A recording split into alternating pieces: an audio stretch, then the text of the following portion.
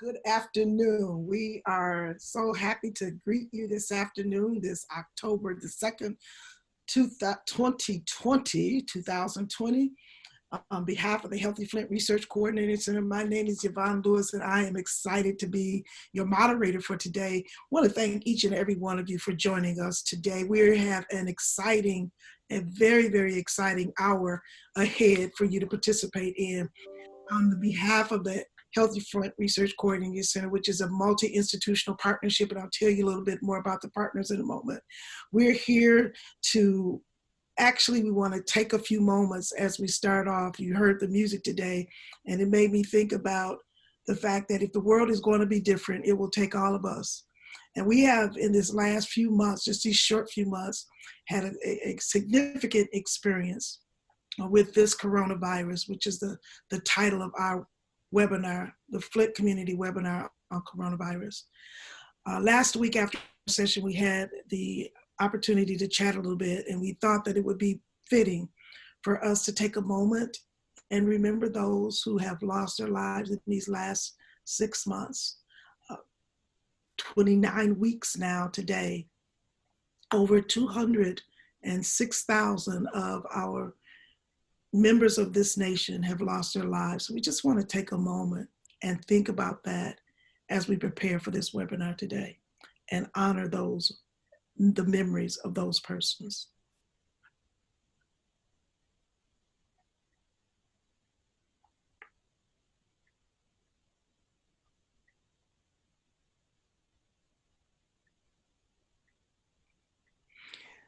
Thank you. I want to certainly appreciate all of you that joined us for these 29 weeks today. Some of you may be joining us by YouTube, and if you are, we want you to know that you have an opportunity to send us any questions that you might have through our info@healthyflintresearch.org, hfrcc.org, or give us a call at 810-835-2130. The partners that are part of this, you'll see on this wonderful banner for these 26 weeks, continue to come to provide information for us. And for those of you, again, that may not be able to see this banner, I want to encourage you to go to our website and look on the YouTube channel. You'll see all of our partners here. At the core of this is a community-based organization. Partners serve the National Center for African American Health Consciousness, University of Michigan Flint, University of Michigan Ann Arbor, and Michigan State University as partners who are working together to bring these webinars to you on a weekly basis. We are so interested in your questions. Please look down at the bottom of your screen, and if you have questions, load those questions in. Those questions can be answered for you. We did want to just share a little bit with you this morning as well, and I see someone noted in the chat. We talked about it as we prepare for this conversation today. We talk about the coronavirus. Early this morning, I was awakened to hear that the President of the United States, President Donald Trump, and his wife had been diagnosed diagnosed with coronavirus. And so we want to continue to think about how important this is, that no one, regardless of what level of economic status, and even at the highest level of government in this nation, no one is exempt from the possibility of being affected by this virus. It is not political. It does not have walls. It does not look at color. It does not look at gender. It is a virus that is affecting all of us. So the partners are coming to you today with information that we hope will help you think more clearly about how we interact in this season. We've been delighted to be able to have as our first participant in our conversations each week, the City of Flint. And Dr. Reynolds is here again with us today as the Chief Health Officer of the City of Flint to share important information with us. Dr. Reynolds. Good morning. I promise to be brief because we have important guests here. So I'll make 2 points. Number one, get up to date on your immunizations. And I'm not just talking about our children. I'm talking about parents, caretakers, adults, husbands, friends, and neighbors. Get your flu shot. Get your pertussis booster as an adult. Get your pneumonia shot. Get your shingles immunizations if you're over 50. If you do that, it's not just protecting your family You're protecting your neighbors, you're protecting your relatives, those other people you will come in contact with over the coming holiday season. And that's my second point. Have a plan.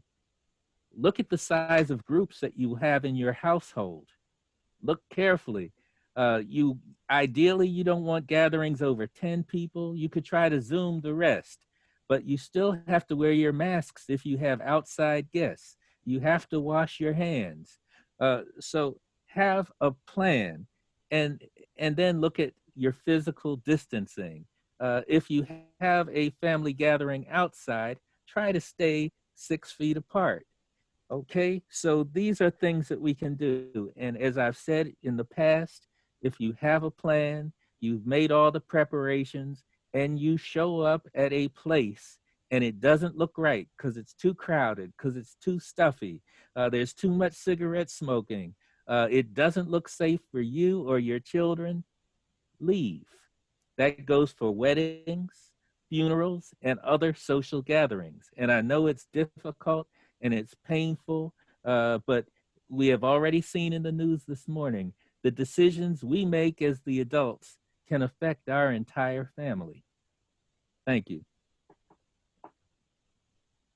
Thank you, Dr. Reynolds. Along with Dr. Reynolds today, we have Miss Billy Mitchell. Billy's been with us for the last 3 weeks, and with nice, now you can see her lovely face here on the screen. Billy is the manager of public health at the city of Flint. She also has some updates for us today. Billy, please. Everyone, or good afternoon, everyone. So I wanted to let you know that the city clerk's office, which is located at 1101 South Saginaw Street here in Flint, 4502, will be open Monday through Friday, 9 a.m. or 8 a.m. to 5 p.m. for your absentee ballot voting, okay? You can also come in from 9 a.m. to 5 p.m. on the following dates. Those dates are Saturday and Sunday, October 17th and 18th, Saturday, October 24th, Saturday and Sunday, October 31st, and November 1st. Now, Friday, October 30th is the last day to vote by absentee ballot by mail to get your ballot into the city clerk. November 2nd by 4 p.m. is the last day to vote in person at the city clerk's office.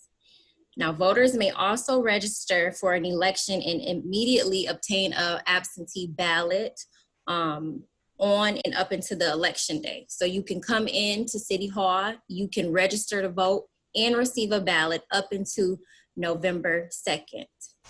I also have a couple of updates for you about pipeline replacement.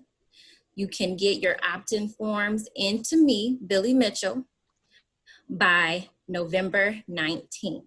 You can either email them to me at B as in boy, Mitchell, Mitchell at cityofflint.com, or you can come into City Hall and drop them off. We again are located at 1101 South Saginaw Street in Flint, and I can take those opt-in forms for you down to Row. I will make sure they get your opt-in forms. You'll get a call from Row. They'll schedule a time to come out to your home that's convenient for you to check your pipes. And also, November 30th, 2020 is a wrap-up date for pipeline replacement. So go ahead, bring in your opt-in forms or email them to me. And if you have any questions, you can reach me at the number on the screen, which is 237-2044. Thank you, Billy. And we're glad, again, we want to say thank you to all of our participants and our community members who actually continue to let their voices be heard, because as a result of that, we got a little bit of an extension on this. And so thank you, Billy, for being there, ready to help us get those forms into Row Engineering for those pipe replacements. We want to take a moment before we go to talk about the health department. I'm excited that we have with us today the City of Flint Community Schools Superintendent of Schools, Anita Stewart. So we don't have a slide for her, but I want Anita, if you could come now, and we're gonna just move to the next slide, if you would. But we're good. Next slide, one more. Let me just make mention of this and say that we are also a few more days with the census count. There are 3 days left. It was extended a little bit, not quite as long as we'd like, but it is extended into October 5th. So all of those of you who have not yet completed your census, we have 3 days left to complete it. You can go to my2020census.gov and complete it there, learn more about it, but 3 days left. There's a still push here. We're doing very good according to our lead person, Tony Turner. We're doing very, very well in Flint, Genesee County, but we want to make sure we get it over the top. And so continue to encourage our community members to complete the census. Now, Anita, can you share with us an update for what's happening at the schools, City of Flint schools? Absolutely. I do apologize that you do not have a slide for us, but that's because there are no changes in Flint Community Schools. Our students are still online. Our students will continue to be online until we hear from the medical community that it is safe and it is okay for our students to return to face-to-face instruction. We are reaching out to our parents weekly to see if there are any issues, any barriers that we need to help them to navigate through. I just want to remind our families that next week, next Wednesday, is count day for us. And we need to make sure that all of our students are connected, engaged, and online on Wednesday so that they can be counted for count day. That's the only new update that Flint Community Schools has at this point in time. Thank you, Anita. I think it's really, really important for the families to hear that you are working along with understanding what the guidelines are to ensure that our children are safe. Absolutely. But I do want you to emphasize something for us really quickly. When you talk about count day, Yes, can you tell us a little bit about why that's so important? And when you say the children should be engaging online, is there a certain time? What does that look like? What should the parents be working toward? So all of our students have a schedule that they have been operating from since August 5th. And we need for all of our students to follow their schedule on Wednesday, which is count day. We need them to be online, engaged, interacting with their teacher on Wednesday so that they can be counted. Based upon the students who are engaged online, that's how we get our membership. And we get funding from the state for the membership of all of our students.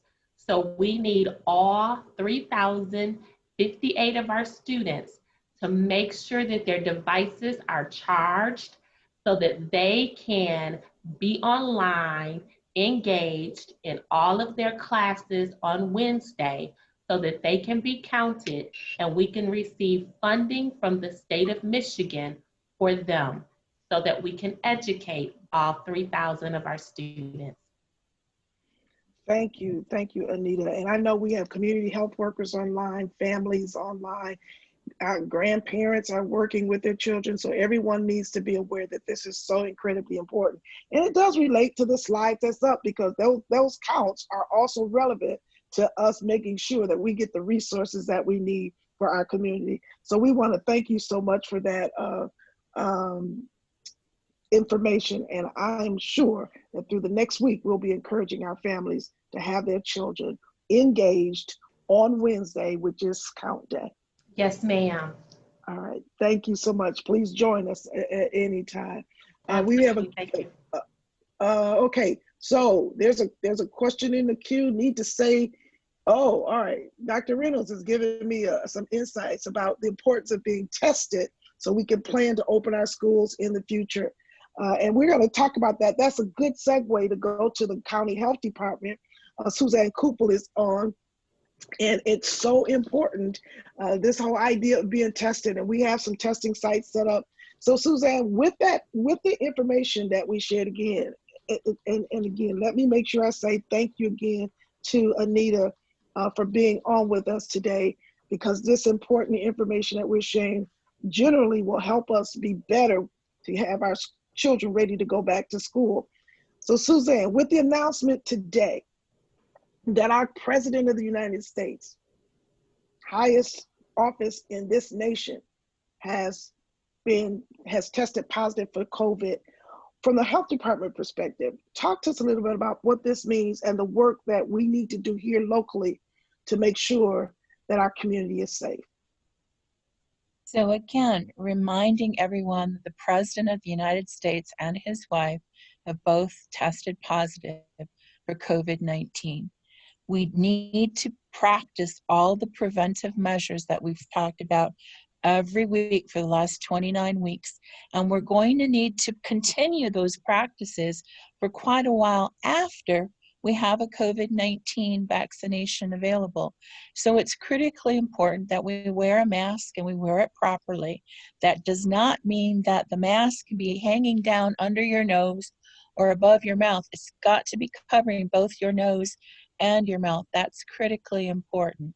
It's also important that we regularly wash our hands, and if we can't wash our hands, to use hand sanitizers with at least 63% alcohol. It is important that we wash frequently touched surfaces and that we do everything that we can to protect our own health. You heard Dr. Reynolds talk about immunization, and I'm going to remind everyone right now how critically important it is that you get a flu shot. That is one of the ways that we can protect ourselves from two respiratory illnesses, COVID-19 and influenza. If you get your flu shot, it will help protect you against the flu. It'll also help protect us by making sure that we don't fill the emergency room with flu cases when we're also trying to deal with COVID-19. But again, no one is exempt from this virus. It is everywhere in our community, and we have to protect ourselves. And the best way to do so is use all of those preventive measures. It is also important for those of us who are working and are in the environments that we get tested and recognize that a number of people who may have COVID-19 may have mild or maybe asymptomatic. And so it's really important that we know about those test locations. And we'll talk about them again. We have 3 at the city of Flint: Word of Life, Bethel United Methodist Church, and Macedonia Baptist Church. Again, every one of these locations is open to adults and children. It's important that you get tested. Recognize that they're using a saliva test, so that means no eating, drinking, chewing gum, or using tobacco products 30 minutes before your visit. They can accommodate those with English as a second language for the American Sign Language community, and for other populations that may have a disability.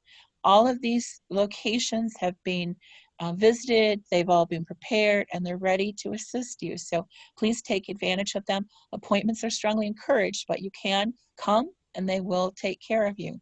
So again, it's really important that you are following all the guidelines that we share regularly about precautions. Again, wearing a face covering, making sure you're washing your hands and all of those elements, but also taking care of your health. That means getting every one of the immunizations that are required for you, making sure that you're taking those advantage and getting those health screenings that are appropriate, and just in general, eating well, exercising, and taking care of both your physical and your mental health. I'll also remind everyone that, again, we are coming up on a holiday season, so we have Halloween coming. I've reminded you before, and I'll remind you again, that the Genesee County Health Department website is www.gchd.us. You can click on the COVID-19 button, and there's lots of great information there. It's updated every single day with the latest numbers, and I'm going to give those to you in a minute because it's even more important now than ever that we are doing all these things. But there is information about Halloween and Halloween guidance, and it is critically important you have a plan. So know how you are going to practice social distancing and keeping your family safe during Thanksgiving and at Christmas. And the reason why that's so important is our numbers are not headed in the right direction. So as of yesterday, we posted 3,961 positive COVID-19 cases and 281 deaths. Remember, this is not reflective of all the cases of COVID-19 that have likely been in our community because we have had limited testing at the beginning of the pandemic. Another reason why testing is so important. but our positivity rate has jumped in the last 3 weeks. Now have a positivity rate of 4.3. Now, all of you who are in the audience may not know that the World Health Organization has recommended that over a positivity rate of 5, more precautions be taken. We have gone from 2.1 to last week 3.8 to this week 4.3 for our positivity rate. So it's more important than ever as we're entering into the fall, with school going back into session in some locations, with people going back to work, with all kinds of different types of activities happening, that we are practicing the social distancing, wearing of masks, hand washing, and all of those precautions so that our positivity rate does not continue to grow. We do know a lot more about this virus than we did at the beginning of the pandemic. And so we are not seeing a significant increase in the fatality rate that we saw at the beginning of the pandemic. At the moment, our hospitals are doing well. They are not overwhelmed. We're not seeing the same level of hospitalization rate as we did at the beginning of the pandemic, but recognize that we're headed in the wrong direction with this positivity rate. So it's more important than ever, practice those preventive measures. Get your flu shot. Call ahead to your pharmacy or your doctor's office to make sure they have the flu vaccine available. But this is the time now to get it. Remember, it takes about 2 weeks for your body to develop the antibodies to protect you against the flu. So you want to make sure you get your flu shot now so that when the flu season is really upon us and those flu strains are in our community, that you're protected and you have that immunity. So again, we practice what we preach, get our flu shot, take good care of each other, and again, practice all those preventive measures so we can get this positivity rate down. Thank you, Suzanne. Now, you gave us some really important numbers there. Here's a question that we have in the queue, because you talked about the percentages going up, these numbers going up. Do we know the nature of the recent increases in Genesee County? Question one. And is it a specific are there specific outbreak sites or community spread? How do we really understand the data that you're sharing with us? So again, this virus is in our community and it's community-wide, but we are seeing more gatherings. So we are seeing outbreaks in particular groups of people. All of the school-related outbreaks are posted on the state's website, so you can take a look at those. We have had weddings and other gatherings where there have been people who have exposed one another to the virus, and all of those are being investigated. This is a great opportunity to remind everybody about what happens once you test positive for COVID-19. You will get a phone call from the health department for contact tracing, and they will ask you about who you've been around. Were you in any large groups with people for more than 15 minutes?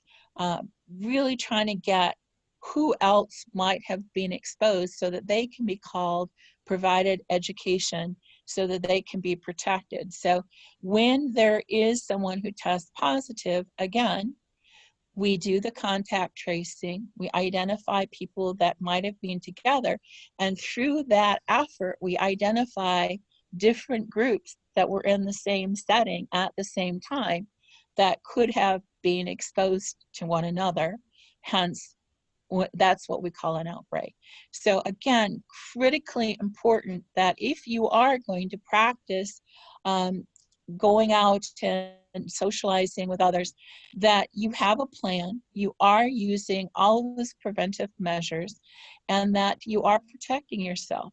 And when you get that call for that contact tracing, it is so important that you share all the information you can so that the health department staff can reach out to others and make sure they're prevented so we don't spread this virus across our community. Thank you, Suzanne. And I do understand that there's also going to be some additional work looking at these numbers so we can really have some specific detailed information for our community. And so we're just excited about the partnership that we have that allows us to do that kind of work. So thank you so much. Now, as we look at what's going on in our county, we also recognize the state is keeping up with the information that's going on.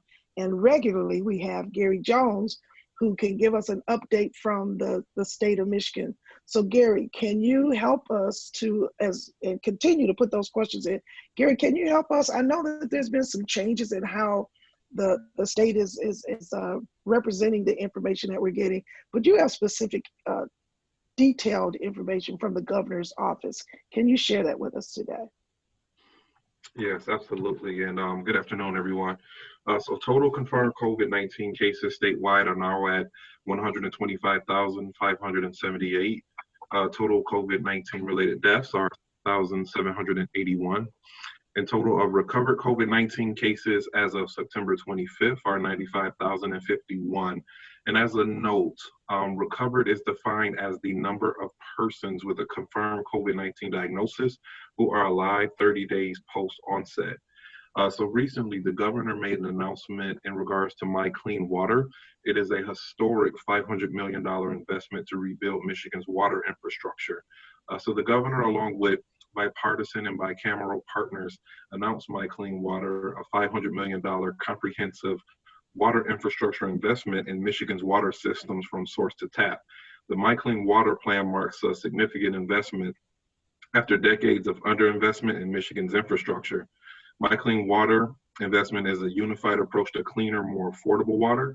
This provides direct investments for communities, help provide safe, clean water to residents, and will support over 7,500 Michigan jobs. The governor also recently announced the extension of an executive order to protect residents and staff in long-term care facilities. So through this executive order, it will maintain protections for Michigan's most vulnerable populations living in congregate settings, as well as staff.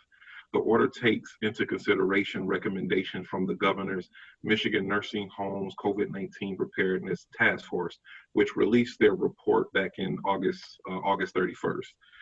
The governor also recently signed the 2021 budget, introducing a spending plan that started October 1.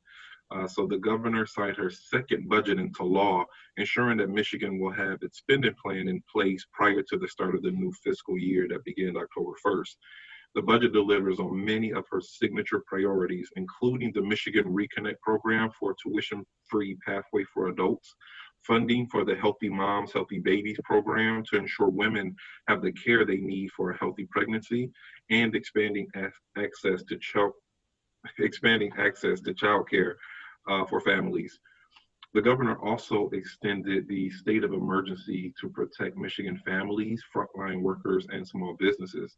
The governor took further action to save lives and protect health and safety of Michiganders by extending the state of emergency until October 27th. The executive order will allow the state to continue to mobilize resources and take the reasonable and necessary steps to protect Michiganders and their families. Also, more than 60,000 people applied for the Futures for Frontliners programs in the first 2 weeks, which of course demonstrates a need for education assistance. So just over its initial 2 weeks since the program launched, more than 60,000 people have submitted applications for Futures for Frontliners. This is a first in the nation initiative that provides a tuition-free pathway to college or a technical certificate to essential workers who do not have a college degree, including those who may also lack a high school diploma as well. The governor also made an announcement about Healthy Michigan. It recently has topped 800,000 enrollees for the first time. So Healthy Michigan is now providing healthcare coverage to more than 800,000 low-income residents. The governor recently announced there are now 800,794 people enrolled in the Healthy Michigan plan, which is the state expanded Medicaid program. And lastly, Michigan announced $80 million for opiates in regards to the opiate crisis response. So the governor, as well as the Michigan Department of Health and Human Services and the Michigan Opiates Task Force announced this $80 million in federal funding to respond to the ongoing opiate crisis. The funds will support prevention, treatment, and harm reduction services with a focus on evidence-based practices that save lives. And just as a reminder to everyone, michigan.gov/coronavirus is the best website to keep up with everything. Thank you, Gary. And I think you touched on one question that's in the queue that you might want to just elaborate a little bit. Where can we get information on the COVID-19 disparities affecting minority communities? One picture is worth 1,000 words, the question says. So along with your website, Gary, is there any other site that you'd like to point out here? Yes, so the michigan.gov/coronavirus website does have that information. There's a section in particular that refers to cumulative data.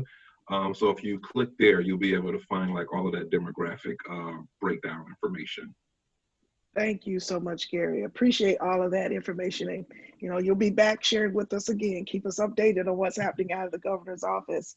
As a result of some of the things in this extension, I'm excited for this next presenter to share with us because it's a local body, a local representative, the Community Foundation of Greater Flint, Isaiah Oliver, right here from our own community, is leading the charge at the Community Foundation. And I know they've got some great news for us because we're talking about the Greater Flint Emergency Relief Fund, Greater Flint Coronavirus Task Force on Racial Disparities, and all of those other great things that you're doing. Help us to know what's on the horizon for Flint, Genesee County. Wow, so can you hear me? Yes. Perfect. So one, I want to offer thanks to whoever pulled this pre-coronavirus, pre-work from home picture up and posted it on the PowerPoint presentation, because that is not the way I'm looking these days. So thank you for whoever pulled that together. I'm always thankful for the opportunity to present to you all. As stated, I'm president and CEO at the Community Foundation of Greater Flint, which means I lead an organization right here in Genesee County focused on engaging people in the world of philanthropy, giving time and talent and treasure to make our community a better place to live in, work in, and contribute to. And as a result, we've had the opportunity to be before you before. And the last time I was in front of you, we were talking about the announcement of our Greater Flint Urgent Relief Fund and the work we were doing to ensure nonprofits in our community had access to resources to fill gaps around PPE material or food insecurity and basic needs or homelessness or COVID-19 testing and other messaging around health-related issues that we didn't have dollars to fill. At that time, there was no CARES Act already passed. There were no dollars flowing through our communities, and philanthropy was attempting to fill the gap. As a result, we received like $4 million in requests. We funded like $1 million in proposals directly. And we had some other philanthropy come into our town to support those who gave gifts to support that work, to kind of do another $875,000 in direct gifts around homelessness and protection and safety net supports. And so that said, we now know that the state of Michigan has received just under, thank you, Gary, for all the work that you all are doing at the state of Michigan. They've received a little less than $4 billion in coronavirus relief dollars. And our neighbors to the south of us in Southeast Michigan received like $930 million in direct access to CRF for coronavirus relief funding. The state of Michigan's Task Force on Racial Disparities announced a grant program where they wanted to get $20 million out across the community to enhance messaging and access for organizations that did not have the resources to support on-the-ground shovel-ready initiatives in their community that was disproportionately impacting this virus, that was disproportionately impacting Black and brown populations. We did apply for a large grant, a large percentage of those resources, and we just recently received a grant for $2.5 million to support work that's happening on the ground in Genesee County. And for that reason, we're excited. It's also the reason why we're here today. We've decided to break that $2.5 million out into 4 different areas. I have Moses Bingham, who is going to take the lead on walking through the details, but I will tell you broadly, there are 3 different areas. The first area is, again, $4 million in requests, $1 million in grants made to support organizations in Genesee County, which left the 3 meritorious grants that were not funded because we just didn't have enough money. And so that said, we are going to comb through that group of meritorious grants that are here at the Community Foundation of Greater Flint to see to it that we get some dollars out to support those organizations. And we've set aside $1 million of that 2.5 million to support that work. We've also been working with our local or regional task force on racial inequities. Inequities very different than disparities on purpose. We're talking about the ways that systems perpetuate inequities that lead to disparities. And so we've been working quite a bit, I would say the last 26 weeks straight with that group, lifting up promising practices, passing resolutions, and being thoughtful about how we invest strategically and curbing the impact on Black and brown populations. That said, that group will be working specifically on a rapid response initiative that will be getting dollars out to organizations with shovel-ready projects that focus on the 6 coronavirus relief funding guidelines with an overlay of race. And Moses will spend some time during this call talking more about those 6 areas, the overlay of race, and how we'll be getting dollars out through that task force. And the last area is one that you all know very well. We know Black and brown businesses have been impacted disproportionately by COVID, and the lack of banking relationships or PPP access for those groups have left them even more vulnerable than the beginning of this crisis. And so we set aside $250,000 to work with our local chamber, possibly the city of Flint, and maybe even a little bit of LISC to think about how we get resources to those organizations that have been under-supported and in some cases not supported at all throughout this pandemic. And so those are the 3 areas. Again, we have Moses Bingham, Director of Special Projects at the Community Foundation, who is going to walk us through the process of getting those grants out and from us to the folks on the ground that are doing the heavy lifting, doing the work, have the shovel-ready projects that need funding. And so with that said, I would defer to questions at the end. Moses and I will both take questions, but now if Moses can take the deeper dive, that would be helpful if that's fine with you, Ms. Lewis. That is absolutely perfect. Thank you so much. Moses, you have it. Thank you. Awesome. Moses. Good afternoon, everyone, to Miss Yvonne, to all the curators of this awesome platform. Thank you, Isaiah, for this alley-oop that I will take and move forward into a deeper dive. The first thing that I want to share, and Isaiah kind of hit on it, that this is a rapid response initiative, and we want to get grants and dollars out into the community. And we want to support Genesee County nonprofits who are supporting the disproportionate disparities of this pandemic to Black and brown residents. And so we're going to be funding shovel-ready COVID-related projects. And I want to share with you the 6 categories that will align for this rapid response. The next slide, we want to share with you just a brief overview. As we indicated, this is a rapid response, so a quick, very fast turnaround. So it's going to be rolled out today. You can go to our website, Community Foundation of Greater Flint, and get the link to print out the application. It's going to be due October 9th, so a 7-day turnaround at 5 p.m. Early submissions are definitely encouraged, and at 5:01, that will give you a exit to the left on your proposal. Some grant requirements that we want you to make sure that you know on the front end is that we are going to be announcing the final award announcements on October 15th. So once again, a very short turnaround for us to get proposals in hand and then get that out with the committee. I'm co-chairing a committee with Dr. Furholden, and she has been doing a phenomenal job, a tremendous voice in the community, so that we're going to make sure that equity is set forth in all areas of aspects regarding this response. The other piece is that the implementation of this is 90 days, October through December 30th. October through December 30th is the project timeline for this. The final grant report in terms of the successes, the programmatic issues or matters rather, and the lessons learned is going to be due January 5th. But prior to that, on January 31st, the financial reporting is going to be due. And so that's a little bit of a nuance there, but we're going to be working with individuals to ensure that we get this out, because we have to roll this out to other entities.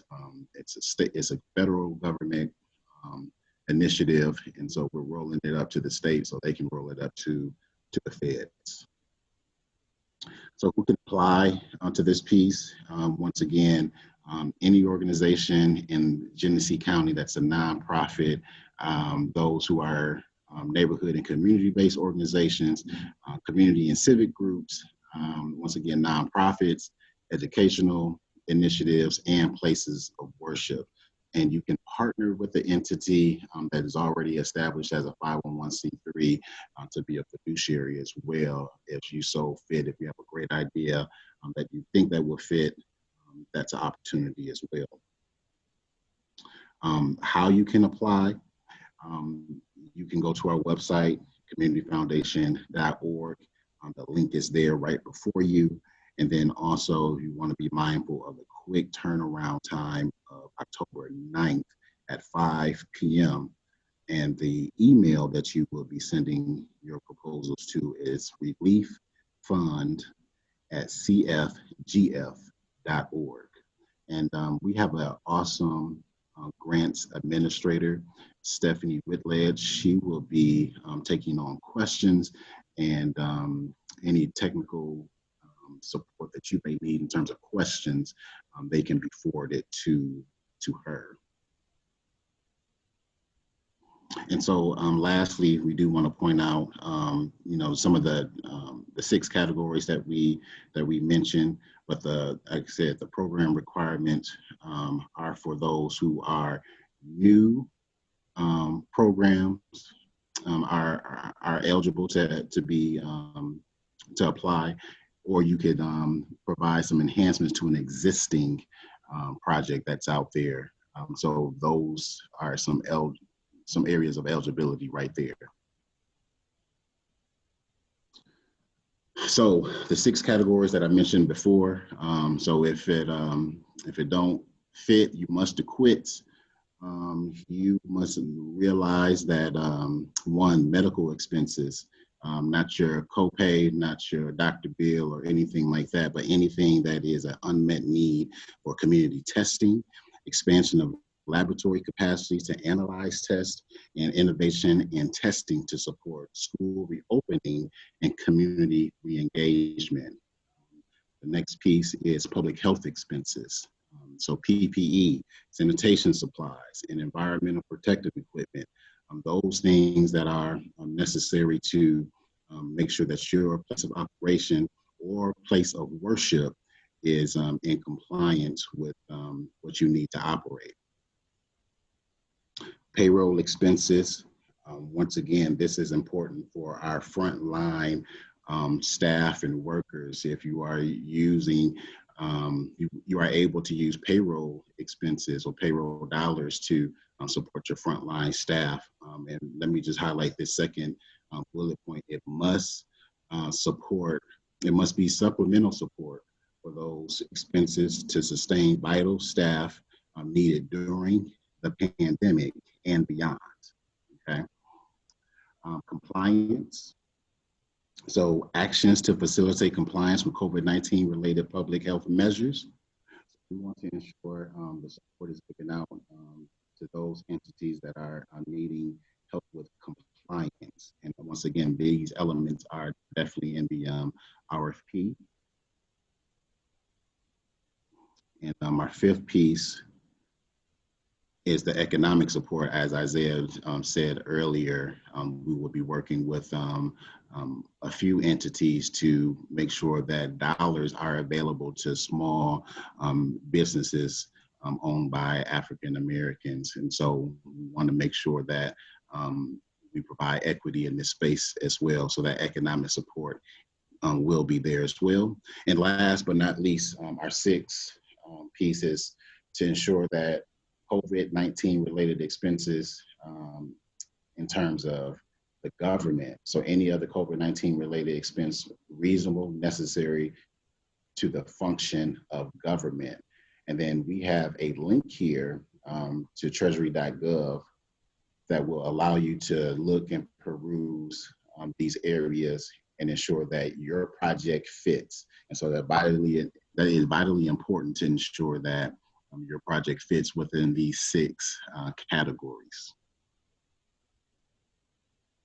And so once again, the RFP is being rolled out today on our website. And if you have any questions, you can call Stephanie Whitledge. And then also remember that email for your submissions, relieffund@cfgf.org. So this is an awesome opportunity for our city, awesome opportunity for our county, for our community. And we're really appreciative to get this out, because we're literally and figuratively in a critical point. This is the last quarter for this month, and we have a lot of work to do. So hopefully these dollars will make an impact, and we will continue to push as a community foundation, continue to push as a task force to ensure that we are attacking and raising the voice for disparities in this community. Thank you so much, Moses. I want to just make sure that our listeners know that they can put questions in the queue if they have any regarding this conversation. But I want to throw it back to you, Isaiah. Is there anything else you'd like to add to this conversation? No, I'm just here to answer questions if there are some. And if not, obviously our email addresses and information is all available. So we're ready to respond. Wonderful. Thank you so much. And this is something our community has been looking for. I know it's really important that we try to figure out how to crunch this, get these applications in, and then get the work done by December 30th. So please go on the website, look at the information, and let's make sure that we utilize these resources that have been made available to us in our community. Because so often people say, we gave you money and nobody applied. So please apply, because you never know just how you might be able to make a difference. If you don't apply, you won't know how you'll be able to make a difference. So let's make sure we do that. I want to just also go back and say that Anthony Turner was in and sent me a note that says there was another update on the date for the census. Brother Anthony, can you respond to that for us, please? Yes, and good afternoon, everyone. I hope everyone is doing great. Yeah, there's, as you know, there's been a tug of war on the ending date for the census count. And as we stand today, about 3 days ago, the appellate court ruled against the federal government and said that they had to extend the count, and the district judge at the same time, I believe her name is Judge Liu, she called the federal government back into court and threatened them with a contempt charge. Well, what happened about 2 hours ago, another district judge, Lucy Coe, has instructed the Census Bureau to continue knocking on doors to October 31st. And they put in an order that the Census Bureau must send out mass texts to all of its workers, letting them know that they are to work through October 31st. Now, this is happening because, and she made this statement, meaning District Judge Lucy Coe, and I'll read it to you, and then I'll comment on why this is so pertinent that we continue this count.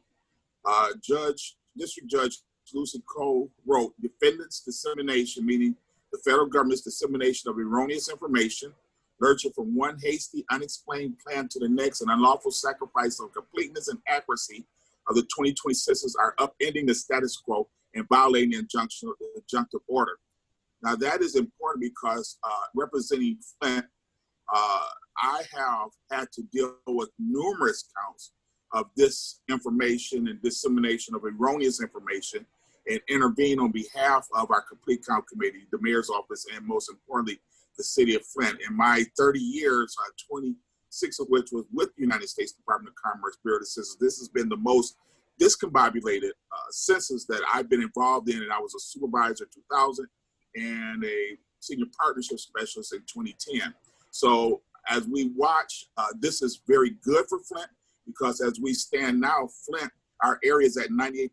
So we're now counting people that traditionally, Ms. Lewis, that we traditionally don't get to count. Thank so you. we have broken records. So that's why this is so important. Thank you, Brother Tony. I appreciate that. And I wanted to make sure that our community understood we were at like that 98%, which is really, really important for us. So we want to encourage you to keep moving this forward. And now we know we've got a little bit more time, but let's make sure we just focus in on getting this count completed. Thank you so much. Let me again say thank you to all of our presenters today. And I want to go quickly to Dr. Deborah Verholden, who is going to give us some updates. I can't say enough. Isaiah and Moses, thank you so much for opening up this opportunity. And you mentioned, Brother Moses, that Dr. Verholden has been a real advocate about the health equities issue that has been raised throughout this crisis and having us focus in on that. So Dr. Deborah, we want to give you some space today to give us some insights. Thanks, Yvonne. I just want to highlight kind of the important things that we've been highlighting about people maintaining their safety. Can you go to the next slide, please? And I want to specifically point to something that I just added to this slide based on the recent developments, and that's finding out that in fact the president and the first lady have tested positive. If you have been exposed to somebody, the immediate thing for you to do is to self-quarantine and get tested. And if you get tested, you have to be retested if that test comes back negative within a day or so.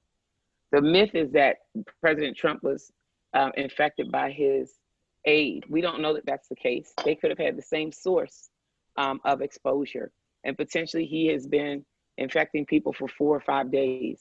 So it's really, really important, if you have any symptoms or if you are asymptomatic, but you know that you have been around somebody who's been diagnosed as a case, it's important for you to self-quarantine, get tested. If that initial test is negative, you should be retested a day or two later, and you should be in self-quarantine until that second test result comes back. It is the only way, if you have a known exposure, to ensure that you are safe in keeping yourself and others out of harm's way. And as usual, we all know, but I just keep reminding people, now is the time more than ever. Stay vigilant, practice good hand hygiene. The best thing you can do is wash your hands. I don't know if people have been paying attention, but in the Southern Hemisphere, they have had their flu season, right? Depends on where you are relative to the equator when your flu season comes. And in many places, they almost have had virtually no flu season. Why? Because the very things that we're doing that are protecting us against coronavirus are also protecting us against the flu. So people, get your vaccinations, continue to practice good hand hygiene, use your personal protective equipment, practice physical and social distancing, continue to boost your immune system. This is the time for the best diet that your money can afford. You want to give yourself every opportunity to be as well as possible in case you do become infected. You've done everything you can, but in case you become infected, you want every fighting chance to recover. The best thing you can do there is a high nutrient diet, 30 minutes a day of movement. I always tell people I mop like no one's watching at my house, and I use chores as an opportunity to get my heart rate up. Do your best to get 6 hours or more of sleep and manage stress. We had last week a really great presentation by Dr. Finkelstein and some insights from the Genesee Health System. I'm going to leave it at there because, you know, that's just really the big point that I want to bring home for people. Self-quarantine if you've been exposed, and get tested and retested. Next slide, Tay. Now, I know we have a couple more things we got to do. I want to stress this point again. It's already been said. Make sure you vote. You should check your status. Wonky things have been happening. People have been purged from the rolls. Go to vote.org. That's a site that's been set up by the Transformative Justice Coalition. It's a trustworthy site. Make sure that you and your loved ones are there, and then you plan your vote and you vote your plan, and plan to vote early. I plan to go to City Hall yesterday. I waited too late in the day and got caught in a hailstorm. Plan your vote and vote your plan. And if you can, vote early. And once you're taken care of, and while you're taking care of yourself, this is really the season, I believe, for good citizenship. So it's not just about you. Support others. We know a massive number of ballots get thrown out because they're filled out improperly. So it's not about you swaying anybody's vote, and I'm not going to sway your vote or tell you who to vote for. But if you have loved ones who are not able to get out or who have opted to vote by mail, be an auditor for them. Look the ballot over, make sure everything is filled out properly. We need every vote in this election to count. And I keep reminding people, we're voting for more than just the president. There are many, many local and other matters that are going to be on that ballot. So you do your part, you take care of you, and then do what you can to support others. And that's all from me, Yvonne. Thank you.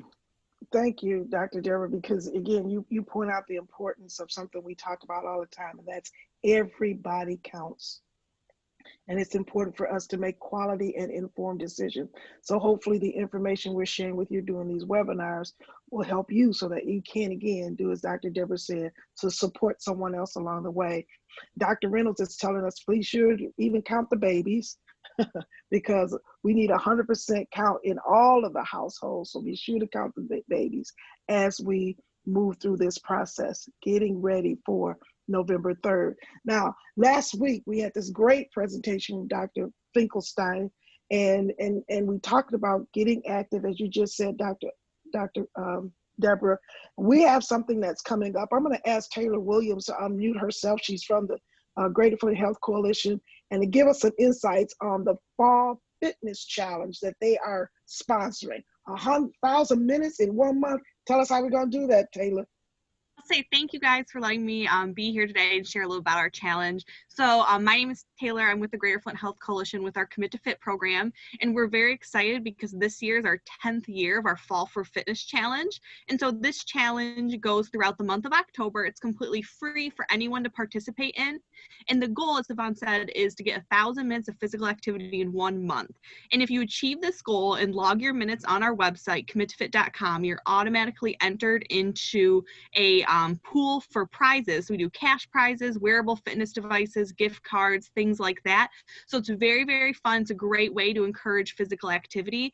This is a organization and team-based challenge. So it's a great opportunity if you want to get your workplace or your church or your neighborhood group involved. You guys can sign up and register at our SurveyMonkey Fall for Fitness 2020, or also give us a call. We'd be more than happy to register you over the phone. And it's just a great way to get active with friends and obviously be socially distanced, as well as you can participate individually in this challenge as well if you don't have a team. But we encourage, if your organization, your business, your community group, neighborhood group, church isn't registered, we encourage you guys to register because this is our 10th year and we're so excited to be continuing to bring physical activity to Genesee County. And so I just wanted to highlight that and thank you guys. I know we're running kind of close on time, but if you guys have any questions, feel free to reach out to us. You can give us a call, 810-232-2228, and we can register you or answer any questions you may have.